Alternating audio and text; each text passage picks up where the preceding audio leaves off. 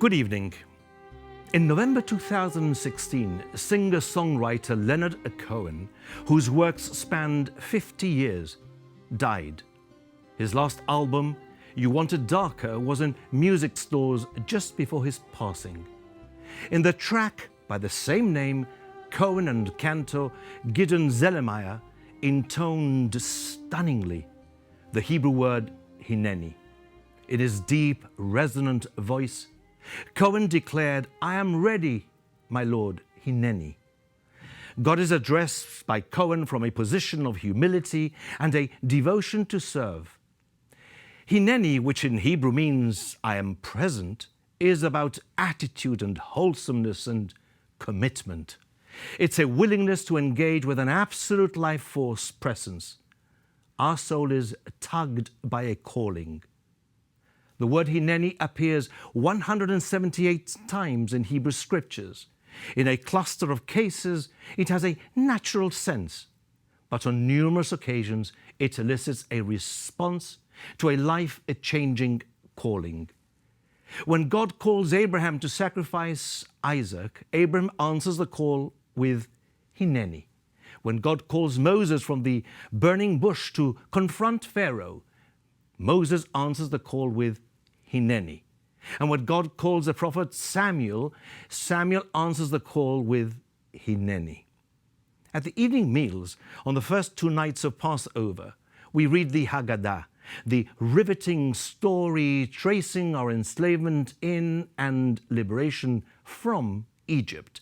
The narrative is ushered in by the youngest at the table, who stands in the presence of peering adult eyes to articulate 4 questions, collectively known as manishtana. Why is this night different? Why do we eat unleavened bread? Why do we eat bitter herbs? Why do we dip vegetables in salty water? Why do we lean when we drink the festive wine? The essence of asking questions, even at such a tender age, it teaches us not to accept beliefs, doctrines, tenets superficially. Answers feed starving minds, and Passover prods us to stand up, not to shut up, demanding answers to quaking questions, jostling for justice when we witness the repression of the human spirit or the squashing of a people's yearning for freedom by quashing their journey towards freedom. The unleavened bread we eat on Passover is as much a symbol of slavery as it is of freedom. Jewish slaves, treated with repugnance by slave masters, were fed tasteless unleavened bread. But unleavened bread also reminds us that my forefathers left Egypt in stunning record time. They didn't have 18 minutes to spare to wait for the dough to rise. Unleavened bread represents slavery and affliction, subservience and lowliness, as much as liberation and freedom. Jewish mystical teachings refer to unleavened bread as the bread of affliction, but also the bread of faith. The message is that even if we walk in the valley of shadow of death, God is also with us. Unleavened bread, tasteless, symbolizes both scorned indignity and human dignity. In its tastelessness, we choose to taste slavery or freedom. We choose. During Passover, 2 strands of memory compete with each other, memory of slavery and memory of freedom. Which experience prevails? Center point, the Haggadah places freedom. Yet we cannot be so absorbed in our own journey that we forget that bigotry, evil, injustice, and scorned human dignity live among us with sadistic intensity. Author Israel Zangwill wrote, "On Passover, Jews eat history."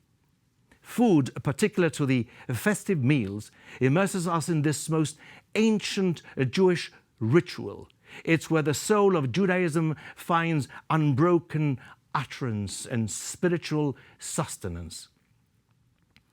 Passover emboldens us to give a platform to the meek, justice to the downtrodden, and courage to the weak. While we articulate that we are free to exercise freedom of conscience, and free to think, and free to speak, and free to be, we see waves of vicious brutality in a world where millions struggle to scrape a living, where their sigh is a cry for respect and decency, equality and dignity. Our freedom is lame because millions' human misery puts us to shame. Pharaoh's brutality was met by 10 plagues. Jews actively took part in no step leading to their eventual liberation, except one. On the 10th plague, Jews smeared blood from their pre-liberation sacrificial meal on their own doorposts as a public assertion: I am ready. I am willing to take part in my freedom. An echo of Leonard Cohen's Song of Pledge. And Jewish slaves, by actions, showed their readiness to cast off 2 centuries of rusted chains, confining them to Egyptian slavery.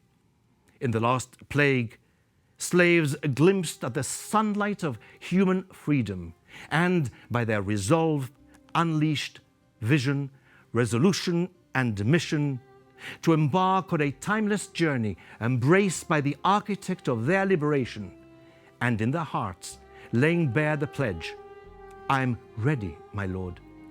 Hineni. Friends, I take this opportunity on behalf of the Jewish community of wishing all Christians a most meaningful and peaceful Easter.